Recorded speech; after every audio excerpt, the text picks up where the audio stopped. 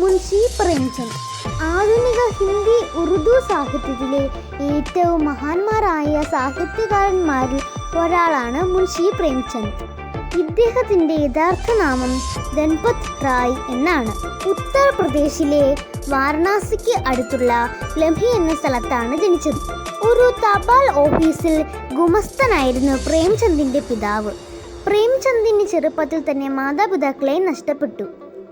അമ്മ പ്രേംചന്ദിന് 7 വയസ്സുള്ളപ്പോഴും പിതാവ് പ്രേംചന്ദിന് ഒരു 14 വയസ്സുള്ള വിദ്യാർത്ഥി ആയിരുന്നപ്പോഴും മരിച്ചുപോയി. തൻ്റെ രണ്ടാനമ്മയുടെയും രണ്ടാനമ്മയിലുള്ള സഹോദരങ്ങളുടെയും ചുമതല പ്രേംചന്ദിൻ്റെ ചുമലിലായി. തൻ്റെ ജീവിതത്തിൻ്റെ ആരംഭം മുതലേ പ്രേംചന്ദ് കൊടിയ ദാരിദ്ര്യം അനുഭവിച്ചു. ഒരു വക്കീലിൻ്റെ കുട്ടിക്ക് പാഠങ്ങൾ പഠിപ്പിച്ച് പ്രേംചന്ദ് മാസം 5 രൂപ വരുമാനം സമ്പാദിച്ചു. വളരെ കഷ്ടപ്പെട്ട് മെട്രിക്കുലേഷൻ പരീക്ഷ വിജയിച്ച പ്രേംചന്ദ് മാസം 8 രൂപ ശമ്പളത്തിൽ ഒരു അധ്യാപകനായി പ്രവേശിച്ചു.